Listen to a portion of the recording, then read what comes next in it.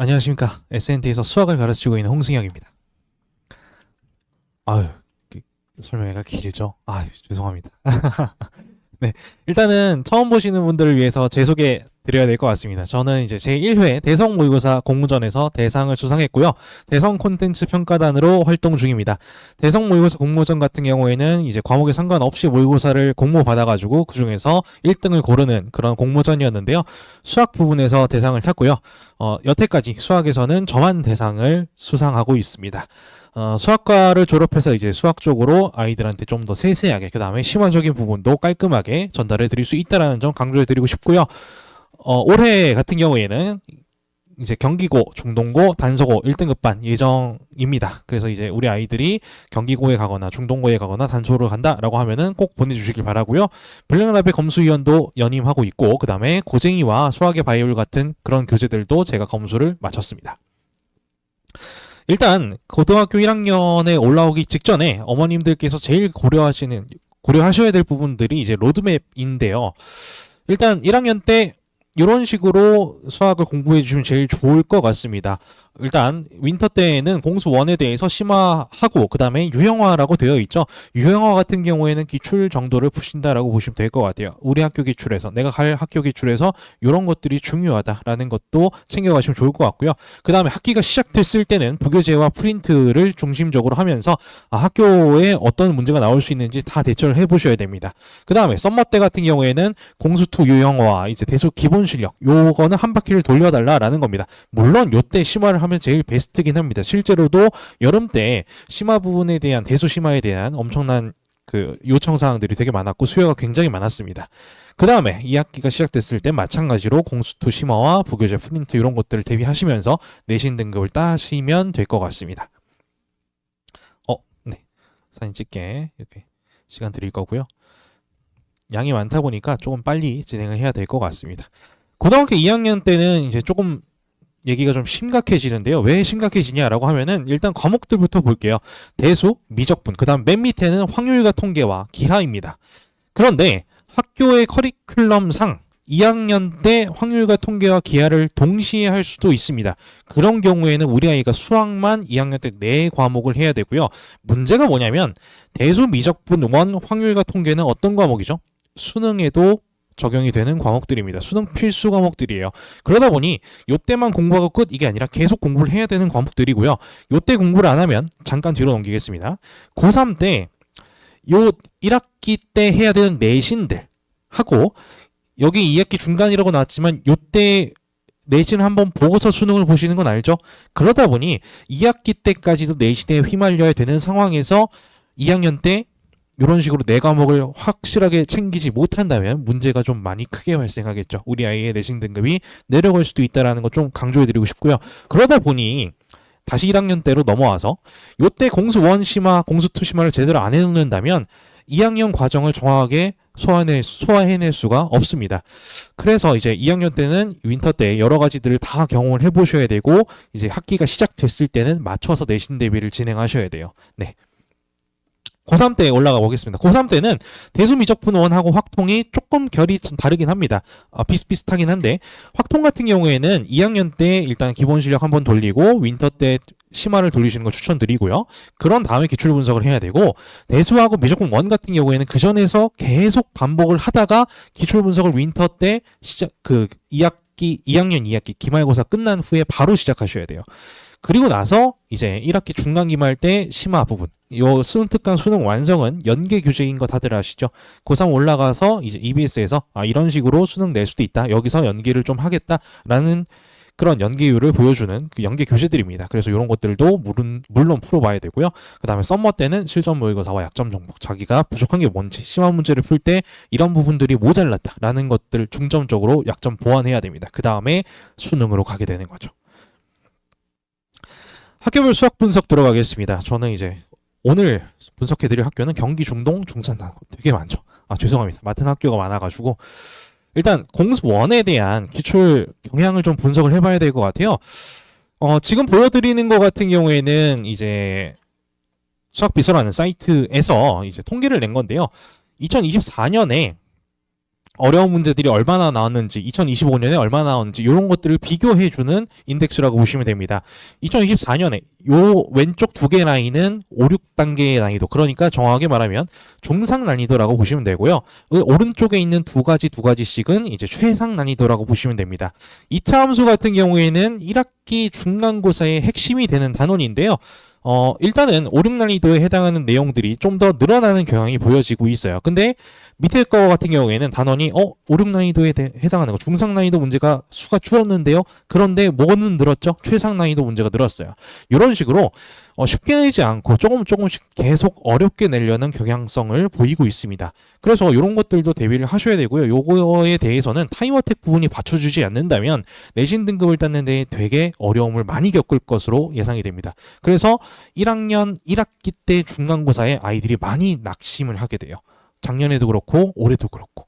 그래서 그런 것들을 좀 보완해서 미리미리 낙심하지 않도록 연습을 해둬야 됩니다. 특히나 어떤 문제에서? 심화 문제, 최상 난이도의 문제에서. 네.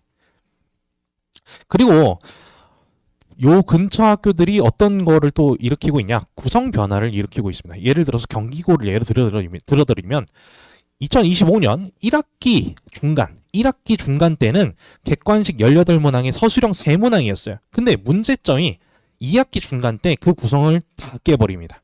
객관식 15문항, 단답형 6문항. 왜 이렇게 바꿨을까요? 객관식은 어떤 게 가능하죠? 찍어서 맞추는 게 가능합니다. 서술형은 어떤 게 가능하죠? 부분 점수를 받는 게 가능해요. 아이들의 점수를 낮추기 위해서 단답형으로 바꿔버린 거예요. 단답형 같은 경우에는 마지막에 실수를 해서 틀리면 틀린 거예요. 그 전의 과정이 전혀 의미가 없습니다. 그러다 보니 이렇게 늘렸다. 아이들이 변별력을 좀 더 많이 겪게 하게끔 이렇게 만들어준다라는 겁니다. 실제로 킬러 문항 비율도 늘고 학부 반영 비율도 늘었어요. 물론 경기고 같은 경우에는 특징이 있다 보니 학부 반영이 되면 킬러 문항 비율도 당연히 늘어나게 됩니다. 하지만 대부분의 학교에서 이런 식으로 구성 변화를 조금씩 주고 있다는 점도 강조드리고 싶어요. 그 다음에 이제 학교별 시험 분석입니다.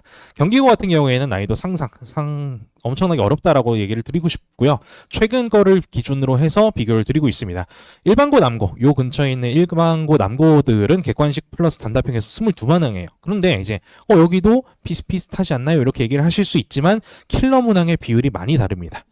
킬러 문항 같은 경우에 경기고에서 30에서 40%가 왔다 갔다 거리고요. 그 다음에 요게 어디서 연계가 되시냐면 학교 프린트에서 연계가 돼요. 학교 프린트를 한 3수 전에 이렇게 제출을 받는데 그때 받았을 때 바로바로 대비할 수 있어야 돼요. 근데 문제는 뭐냐면 요 학교 프린트에 나오는 문제들이 최대 한 8년 전 것까지 학교 프린트에 넣어 놓으시는 경우도 있어요. 어떤 문제들만? 킬러 문제들만. 그러다 보니 요때 학교 프린트를 대비한다는 말이 안 되고요. 이미 대비한 것 중에 학교 프린트에 또 나왔네, 요 상황이 만들어져야 됩니다. 경기고로 보내실 거라면. 그래서 학교 시험의 특징은 계산 압박, 그 다음 학부 연계, 그 다음 쇼컷 활용도가 감소하는 문항들이 출제되고 있어요. 쇼컷 활용도 감소라는 건 뭐냐면 흔히 말하는 대치동의 어둠의 스킬들, 이런 것들이 있죠. 이런 것들이 통하지 않게 정석적으로, 최상위권들은 정석적으로 푸는 걸 되게 좋아하잖아요. 그런 것들을 요구하고 있다라는 거예요. 그 다음에 중동고로 가보겠습니다. 중동고 같은 경우에는 객관식 14문항, 단답형 3문항, 서술형 3문항 이렇게 구성이 되어 있고요. 단답형과 서술형의 배점이 총합해서 30점입니다. 객관식 배점이 꽤 높은 학교 중에 하나예요. 그런데 여기 같은 경우 킬러 문항의 비율이 꽤 높습니다. 문제는 여기는 학교 프린트가 아니라 부교재예요. 부교재다 보니까 책 한 권을 더 풀어야 돼요, 아이들이. 그래서 학교 시험에 대비하기 위해서는 요 부교재에 대한 변형 문제들도 꽤나 많이 필요합니다. 그런 것들을 대비해 주셔야 되는 거고요. 계산 압박 무조건 있어요. 여기에 대해서 말씀드릴 수 있는 건 중동고는 숫자를 깔끔하게 내지 않습니다. 그러다 보니 그런 거에 대한 배려가 없다 보니 아이들이 숫자에 대해서 굉장히 많이 스트레스를 받고 있어요. 그런 것까지 견뎌내셔야 돼요. 그 다음에 부교재 연계, 당연히 킬러 문항들은 부교재에서 연계가 좀 자주 되는 편인데요. 그건 이따가 뒤에 가서 한번 더 보여드리도록 하겠습니다. 자체 제작 문항, 이것도 키포인트 중에 하나예요. 중동고는 학교 선생님들이 항상 한 문제 이상, 많으면 3문제까지 자체 제작 문항을 꼭 내세요. 그리고 그 문항의 난이도가 쉽지 않습니다. 그러다 보니 여기서 많이 꼬꾸라지는 경우도 발생하게 돼요. 그 다음에 중상고입니다. 중상고는 조금 특별하게 구성이 되어 있는데요. 객관식 16문항, 단답형 3문항, 그 다음 서술형 3문항. 앞에 중동고랑 비슷하네요. 객관식이 조금 더 늘어났네요. 하지만 난이도가 살짝 더 낮아요. 객관식 양이 많다 보니까 객관식을 푸는데 투자해야 되는 시간이 조금 더 줄어들었다라고 보시면 됩니다. 그래서 킬러 문항 비율도 조금 낮습니다. 10% 가량 낮은 것으로 확인이 되고 있고요. 부교시는 따로 없고, 문제는 이제 문제 수가 많다 보니까 타임어택에 대한 대비가 돼야 되고요. 그다음 학부연계, 요거는 이제 부교재가 이전에는 있었어요. 이 전년도에 있었으니까 혹시나 몰라서 한번 넣어놓은 거고, 서술형 대비가 좀 필요합니다. 총점 42점 내려있는데 이건 아니고요. 서술형 같은 경우에는 이제 총점이 15점인 것으로 예상이 되고, 그 다음에 여기에 대해서 좀 대비를 좀 많이 하셔야 된다. 서술형에 대해서 그냥 주는 점수의 문제들이 좀 있다 보니까 그냥 그런 문제들은 꼭 다 점수를 얻고 가셔야 됩니다. 그 다음에 단대소고 같은 경우에는 특징 중에 하나는 중상 난이도의 문제이긴 한데, 이 근처의 학교로 비교를 하면 경기여고랑 약간 비슷한 난이도라고 보시면 될 것 같아요. 그런데 이 서술형이 6문제나 있고 그 서술형의 총점이 지금 42점이에요. 그러다 보니 서술형 연습을 안 하면 여기선 좋은 등급을 받기가 힘들다라는 것도 알고 계셔야 될 것 같습니다. 그 다음 이제 왜 져야만 하는가를 말씀드리려고 하는데요. 일단 공모전에서 대상을 탄 거는 말씀드렸을 겁니다. 그러다 보니 학교 선생님들이 어떤 부분을 내고 싶어 하시는지 출제자로서 정말 잘 알고 있어요.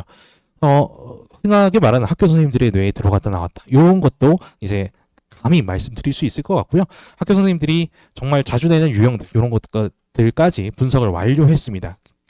그거에 대한 증거가 요거라고 보시면 돼요. 요거 같은 경우에는 왼쪽에 있는 사진들이 제 블로그에 있는 글 제목들을 따온 거거든요. 근데 블로그에 어떤 글을 넣어놨냐면, 그 강남구 근처에 있는 20여 개의 학교, 좋은 학교라고 일컬어지는 학교들이 있죠. 그런 학교들의 유형을 전부 분석해서 실전 모의고사를 다 만들었습니다. 그리고 무료 발표였어요. 실제로 요거가 잘 먹혔는지 제 정규반 학생이 아닌데 중상고 학생이 한 명 있었어요. 그 주변에 국어 강사분이 저를 추천해 주셔가지고 어떻게 알았는지 제 번호를 알아서 문자를 보냈더라고요. 중상고 잘 보고 싶다, 어떻게 해야 되냐, 제 문제점이 어떤 거 같냐, 시험지를 보여주면서 저한테 물어봤어요. 그래서 네 문제점은 이거고, 중상고 요런 유형 나오니까 이런 거 대비해봐라, 그리고 이런 것만 대비하면 넌 잘 오를 것 같다 하고서는 실무 던져주고 이런 유형 대비해 하면서 문제지 추천해주고 끝났어요. 저번 주에 문자가 왔습니다. 카톡이 왔는데, 선생님 35점이 올랐습니다, 이러는 거예요. 4등급 하위권에 있던 친구가 이제 2등급까지 목전에 두고 있는 거예요, 지금. 그래서 한마디 했죠. 왜 그거밖에 안 올랐니? 더 오를 수 있었는데. 안타깝죠. 그래서 이제 그 친구는 이제 이번 특강에 오기로 한 것 같고요. 아무튼 이런 식으로 학교별 분석이나 아니면 자기한테 필요한 문제들, 이런 것들을 챙겼을 때 점수 상승은 무조건적인 거예요. 그리고 이제 제가 전국적으로 어느 학교에서 문제를 잘 내는지를 알고 있어요. 그래서 그 학교들 문제를 다 뜯어보고 있습니다. 분석 계속하고 있어요. 그래서 분석할 양이 꽤 많긴 하지만 어쩔 수 없죠. 아이들한테 좋은 문제 주려면 그거 무조건 해야 됩니다. 그래서 분석해서 실시간으로 계속 놓고 있어요. 이런 문제 더 필요하겠네, 이런 문제가 더 좋겠네 하면은 계속 갈아 끼워요. 네. 그런 식으로 아이들한테 부족한 부분, 그 다음에 더 좋은 문제들 제공하려고 노력한다는 점 알아주시면 좋을 것 같습니다. 그 다음에 서술형 첨삭 같은 경우에는 제가 다 일일이 꼼꼼하게 첨삭을 해주고 있고요. 아이들이 서술형 작성할 때 이런 부분이 부족하다라는 거, 이런 것들이 강조돼야 된다, 이런 부분 더 세세하게 써야 된다, 이런 것들까지 코멘트를 달아주고 있습니다. 우리 아이가 서술형 보는 학교가 아니에요 라고 하셔도 한 번쯤은 생각해 보셔야 되는 게, 나중에 논술을 볼 수도 있잖아요. 그죠? 먼 미래긴 하지만 그런 것들까지 대비를 하셔야 된다라고 강조를 드리고 싶어요. 논술 같은 경우에는 내신이 꽤나 중요한 지금 시장에 1.0이 안 되면 논술을 대비해 봐야겠다, 이런 생각을 하시는 분들도 꽤 많기 때문에 추천드리고 있습니다. 그리고 이거는 맞춤으로 만든 콘텐츠입니다. 왼쪽에 보시는 거는 단대소고 같은 경우, 그러니까 모든 아이들한테 이렇게 해주고 있는데요. 단대소고에서는 클리닉 때 아이들 개별적으로 다 다른 문제들을 제공하고 있습니다. 이 아이가 어떤 걸 틀렸는지, 어떤 부분에 약한지, 그 다음에 저번 시험 점수가 어땠는지, 이런 것들까지 반영을 해서 아이들한테 맞춰서 이제 자료를 제공하고 있고요. 그 다음에 시험을 보고 나서 피드백을 받아야 되잖아요. 피드백 같은 경우에도 이런 식으로 한 문제에 대해서 되게 길게 제공을 하고 있습니다. 물론 아이들이 다 읽어줘야 효과가 있지만 읽으라고 꼭 강조를 해주고 있어요. 읽어서 이 부분 다 읽었는지 검사 맡아라, 이렇게 얘기를 하고 있어요. 그러다 보니 아이들이 저렇게 세세한 거, 자기가 틀린 거에 대해서도 피드백을 읽어보고, 그 다음에 맞춤 문제에 대해서도 피드백을 읽어봅니다. 그러니까 맞춤 문제는 더 효율적으로 맞추게 되고요. 틀린 문제는 다음에 안 틀리도록 노력하게 돼요. 수업 같은 경우에 정규반은 두 사이클로 구성이 되고 있습니다. 그래서 이제 처음에 할 때는 기본 플러스 유형, 정확하게 말하면 개념적인 부분을 짧게 치고 가야 되고, 중요한 건 많이 복습해야 되고, 그 다음에 유형적인 부분들, 학교에서 이런 부분 많이 나오니까 좀 대비를 해보자 라고 하면서 같이 푸는 거고요. 심화까지 이걸 바로 이어지게 구성을 하고 있습니다. 왜냐면 워크북이 따로 있을 거잖아요. 거기서 이제 심화 부분까지도 다룰 수 있게 이제 구성을 해놨고요. 그 다음에 두 번째 회차 때는 개학 후에 보통 이제 학교별 트렌드에 맞는 심화 문제들을 다룰 수 있는 그런 교재들로 이렇게 구성을 해놨습니다. 그 다음에 제 자랑이라고 하는 것들 중에 하나인데요. 실전 경험을 되게 많이 시킵니다. 아이들은 곡소리를 많이 내는데 어쩔 수 없습니다. 정규반에서 최소 시즌당 15에서 20회 정도의 실전 모의고사를 경험하고 들어가요. 그러다 보니 많으면 1년에 80회, 적으면 60회 정도의 모의고사를 보고 가는 거죠. 그러니까 아이가 실전 가서 떨 일이 없는 거예요. 연습을 실전처럼, 실전을 연습처럼 이렇게 하다 보니까 아이들이 실전 경험치가 굉장히 많이 올라간 상태로 시험을 보게 됩니다. 다음은 적중화 안내입니다. 적중화 안내 같은 경우에는 2025년 올해죠. 올해 중동고 1학년 1학기 기말 거를 좀 가져와 봤어요. 일단 보시면 아까 중동고 같은 경우에 예시로 들었던 구성 요소가 객관식 연례문항, 그다음 단답형 셋, 서술형 셋 이렇게였습니다. 그런데 다 맞은 거 아니야? 라고 생각할 수도 있지만 저는 정직하기 때문에 여기 10하고 12 사이 11이 없죠. 요거 같은 경우 아까 말씀드렸던 중동고의 특징 중에 하나예요. 자체 제작 문항이 있다고 말씀드렸죠. 이 문항 자체가 이 주변에서 누구도 맞추지 못했어요.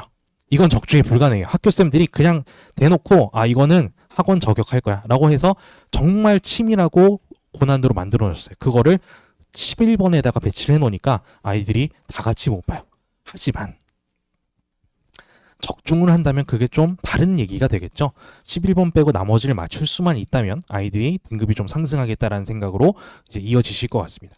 자, 왼쪽 같은 경우에는 중동고 1학기 기말 단답형 3번, 단답형에서 제일 어려운 문항입니다. 근데 오른쪽은요, 제 1학기 기말 직접 모의고사 3회 8번이요. 직접 모의고사는 전날 본 모의고사입니다. 전날 이렇게 봤고요. 거의 발문이 똑같습니다. 유형 똑같은 문제를 근데 정규반에서 몇 번 반복했을까요? 9번이나 반복했어요. 이 문제를 틀릴 수가 없습니다. 이 문제 보는 순간 풀었던 문제네 하면서 긴장감도 내려가고 유형이 똑같네 그냥 풀이 방법 똑같겠다 하면서 풀이까지 바로 진행이 돼요. 그런데